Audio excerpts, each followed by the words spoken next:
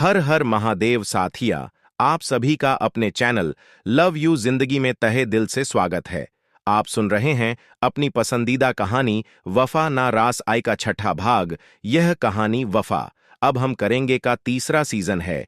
अगर आपने पहले के दोनों सीजन नहीं सुनी तो मेरे चैनल पर सुन सकते हैं, मेरे प्लेलिस्ट में आपको वह मिल जाएंगे।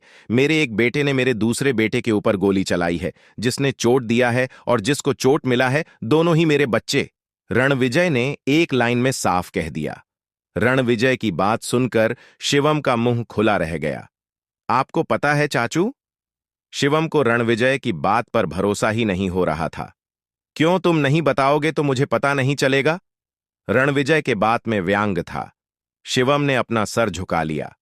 अपनी बात बोलकर वो खुद फंस गया था। मतलब कि रणविजय चाचू को अच्छी तरह से पता है कि रणबीर उनका बेटा है और रणबीर मलिक के लिए काम करता है। शिवम अपने मन में सोच रहा था।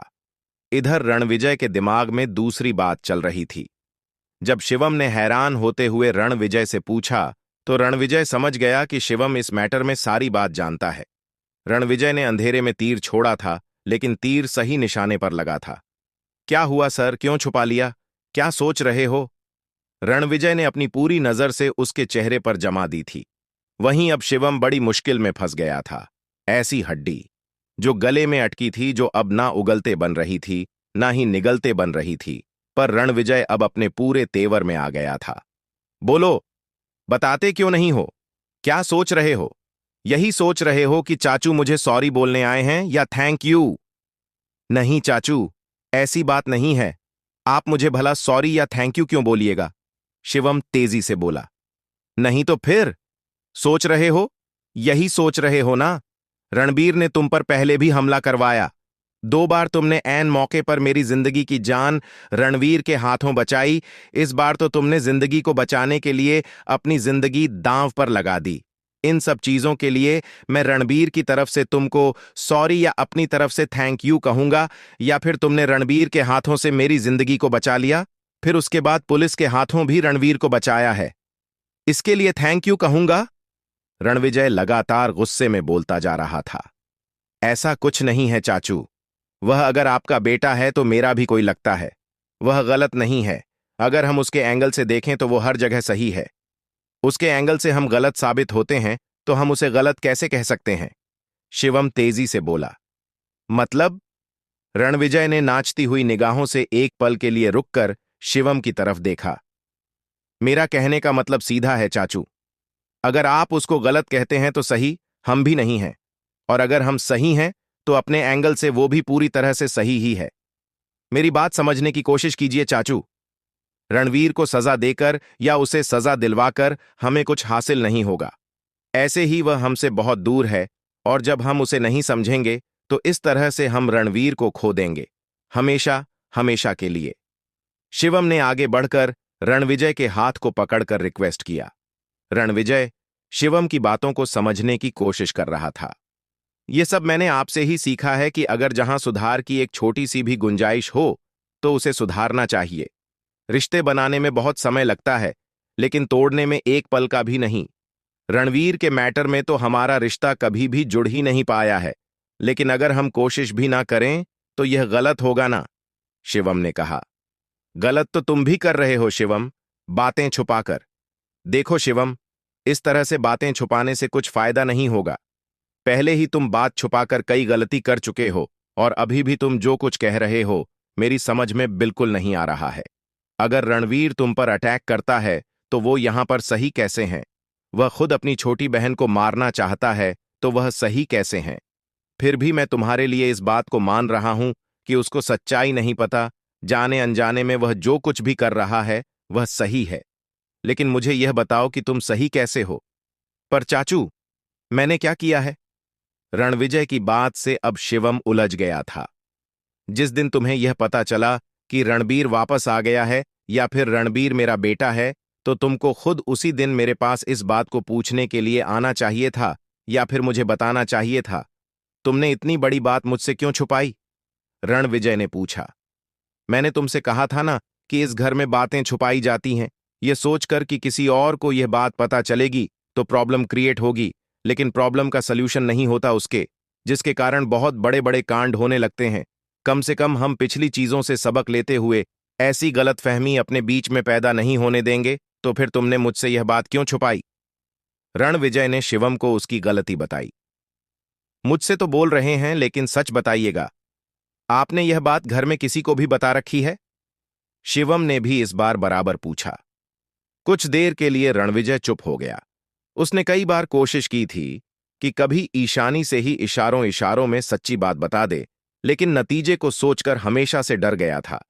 लेकिन अब जब शिवम जान चुका था, रणबीर अपने पूरे वजूद के साथ उसके सामने आकर खड़ा हो गया था, तो छुपाने से कुछ भी फायदा नहीं था। उसने शिवम से सब कुछ साफ साफ बताने का फैसला किया। ना जाने कितने सालों से अपने मन में यह बोझ ढोते हुए वह भी थक गया था। शिवम को रणविजय बहुत हारा हुआ सा लग रहा था। शिवम ने रणविजय के हाथों पर अपनी पकड़ मजबूत बना दी। आप चाहे तो मुझसे सब बता सकते हैं, मैं भी आपका बेटा ही हूं ना। मैं आपको भरोसा दिलाता हूं कि आप जब तक नहीं चाहेंगे, आपका यह राज मेरे तक ही सीमित रहेगा। आपका यह राज मेरे तक ही सीमित रहेगा। मैं शिवी को भी कुछ नहीं बताऊंगा, शिवम ने कहा। मैं जानता हूं शिवम, तुम भी मेरे ही बेटे हो। वो वाली बात तो तुम्हारे साथ है ही नहीं। तुम मेरे बेटे ही हो, सबसे बड़े और अच्छे बेटे। मैं दिल से इस बात को एक्सेप्ट करता हूं। मैं ये भी मानता हूं कि इस सच को छुपाकर मैंने बहुत बड़ी गलती की है, लेकिन मेरे ना बताने के पीछे भी एक कारण है शिवम। रणविजय धीरे धीरे से शिवम के सामने अपने दिल का सारा दर्द खोल गया। कैसे ईशांत मालिक हॉस्पिटल से ही रणवीर को बदलकर भागा। अपनी और ईशांत मलिक की डील से लेकर आज तक की सारी बात उसने शिवम से बता दी। अब तुम बताओ शिवम, इस सच को जानकर ईशानी की क्या हालत होती? मुझे लगा था कि उस दिन के बाद में मैं रणवीर को पा लूंगा, इसलिए मैंने सब कुछ सही हो जाने के बाद ही ईशानी से बताने का डिसीजन लिया। लेकिन मैं क्या जानता था कि उस दिन के बाद हमारी जिंदगी ही और मुश्किल में फंस जाएगी। बहुत सारे कारण सामने खड़े हो गए हैं। कैसे बताऊं, क्या कहूं? अब तो इतना समय भी बीत गया। अब सबको सच बताने के लिए बहुत हिम्मत चाहिए, जो कि मैं अपने अंदर पैदा कर ही नहीं पा रहा हूं, क्योंकि इतने बड़े सच को जानने के बाद सबका रिएक्शन क्या होगा, यह सोचकर ही मैं डर जा रहा हूं, रणविजय ने कहा। रणविजय की बात सुनकर शिवम सहमत था और कुछ बड़ी सोच में डूबा हुआ था। यह तो हुई मेरी बात, लेकिन तुम ये बताओ, तुम क्यों इतने परेशान हो गए? क्या तुमको अभी भी लगता है कि मैंने सच छुपाया है? शिवम को सोचते हुए देखकर रणविजय ने पूछा। नहीं चाचू, आपने सच छुपाया ही नहीं है। सच तो यह है कि आपको सच बताने का मौका ही नहीं मिला। लेकिन मैं जो सोच रहा हूं वह दूसरी बात है। आप जो चीज कह रहे हैं, चाचू की ईशांत मलिक हमारे रणवीर को लेकर भाग गया था, मुझे ऐसा ही लगा था कि यही हुआ होगा। लेकिन सबसे बड़ी बात तो यह है कि रणवीर बहुत बड़ी गलतफहमी में फंसा हुआ है, और अब तो मुझे समझ में भी नहीं आ रहा है कि मैं क्या बताऊं और कैसे बताऊं, शिवम ने कहा। क्या बताना है किसको? क्या तुमको ऐसा लगता है कि रणबीर को सच बता देने से सब मैटर सॉल्व हो जाएगा? मैं जानता हूं वह ईशांत या निशांत को ही अपना बाप समझता है, और उनकी बर्बादी का कारण मुझे, जिसके चलते वह मुझे बर्बाद करना चाहता है। हां, यह बात जरूर हो सकता है कि उसे सच पता चल जाए कि ईशांत मलिक कैसे मुझसे उसको छीन कर लेकर भागा था, तो शायद उसके सोचने का एंगल बदल जाए, रणविजय ने कहा। नहीं चाचू, यह बात नहीं है। आप जितनी आसानी से इस मैटर का सल्यूशन सोच रहे हैं, इतनी आसानी से मैटर सॉल्व होने वाला नहीं है। रणवीर अच्छी तरह से जानता है कि निशांत मलिक या फिर ईशांत मलिक उसके बायोलॉजिकल फादर नहीं है, लेकिन फिर भी वह आपसे बदला लेना चाहता है, और अब तो मेरे सामने बहुत दूसरे ढंग की मुश्किल खड़ी हो गई है। शिवम परेशान होते हुए बोला। कौन सी मुश्किल? क्या उससे मिलना मुश्किल है या और कोई प्रॉब्लम है? रणविजय ने पूछा। चाचू, हर तरफ ही मुश्किल है। मैंने बहुत कोशिश की इस मुश्किल से निकलने के लिए, लेकिन फिलहाल में मेरे पास कोई रास्ता नहीं दिख रहा है। आप तो आपसे सच जानने के बाद प्रॉब्लम और ज्यादा उलझ गई है। मतलब? रणविजय ने पूछा। मतलब यह कि चाचू, उसे सब सच बताया गया है, लेकिन कुछ दूसरे ढंग से, शिवम ने कहा। रणविजय की बात सुनकर रणविजय भी सोच में पड़ गया। शायद हम दोनों शांत होकर इस पर सोचे तो कोई रास्ता निकल आए, शिवम ने कहा। लेकिन पहले यह तो बताओ कि मुश्किल क्या है? उसे क्या ऐसा बताया गया है जिसके कारण हमारी बात पर भरोसा नहीं करेगा? और तुम्हें सब कुछ कैसे पता चला? रणविजय ने पूछा। मैंने जो गुड़गांव वाला प्रोजेक्ट किया था, उसी के सिलसिले में वहां के एमबी कॉलेज में मुझे कैंपिंग करनी पड़ी थी, क्योंकि गवर्नमेंट का ऑर्डर था कि अगर हम वहां पर अपना काम शुरू करते हैं तो वहां तो कॉलेज से हमें कुछ एंट्रांस लेने होंगे। अपने देश की प्रतिभा को मौका देने के कारण यह हमें करना ही था। रणबीर को सबसे पहले मैंने वहीं पर देखा था। उस टाइम भी उसने शिवी को टारगेट किया था। यह चीज अब मुझे जाकर समझ में आई है। उस समय मुझे पता नहीं था। शिवी मेरे साथ में थी। हमारी कार से छेड़छाड़ की गई थी। उसकी पिछले टायर को पीनट्स को ढीले कर दिए गए थे ताकि गुड़गांव से दिल्ली आते वक्त कहीं भी रास्ते में टायर खुद ब खुद खुलकर बाहर निकल जाए और हमें चोट लगे या फिर हम मारे जाएं। रणबीर को मैंने उस समय नहीं पहचाना था, लेकिन हां, मैंने उससे एक जुड़ाव महसूस किया था।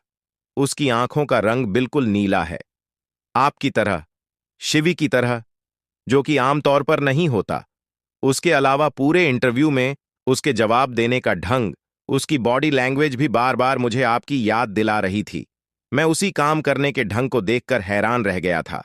मैंने उसे अपने गुड़गांव वाले प्रोजेक्ट के लिए सिलेक्ट कर लिया ताकि इसी बहाने तो यह मेरे पास रहेगा और मैं इसे अच्छे से जान जाऊंगा। मेरा दिल कह रहा था कि मुझे इसे जाने नहीं देना चाहिए। इसी बीच में जब मम्मी से मिलने गया तो मुझे मम्मी के रंग में कुछ बदले से लगे थे। उस दिन स्टोर का सामान आ रहा था। मुझे ऐसा लगा कि कोई कहीं आसपास है। मैंने रणबीर को देखा है और मम्मी ने बातों में मुझे ऐसा उलझाया कि रणबीर को वहां से निकलने का मौका मिल गया था। मैंने भी उसे जाने दिया क्योंकि मुझे ऐसा लगा कि यह मेरा शक हो सकता है। यह एपिसोड आपको कैसा लगा, कमेंट करके जरूर बताएं। मिलते हैं अगले भाग के साथ। तब तक के लिए वीडियो को लाइक और चैनल को सब्सक्राइब करना मत भूलिएगा। खुश रहिए, स्वस्थ रहिए, मस्त रहिए और यही यूट्यूब पर मिलते रहिए। कहानी अगर पसंद आती है तो उत्साहित भी किया कीजिए। आप सुपर थैंक्स के माध्यम से मुझे प्रोत्साहन भी दे सकते हैं और साथ में अपने दोस्तों के साथ इसे फेसबुक और व्हाट्सएप पर शेयर भी कीजिए। इस चैनल पर मिलेंगे आपको दिल छू लेने वाली मनोरंजन, पारिवारिक और शिक्षाप्रद कहानियां और हर कहानी के रेगुलर अपडेट मिलते हैं अगले भाग के साथ। हर हर महादेव।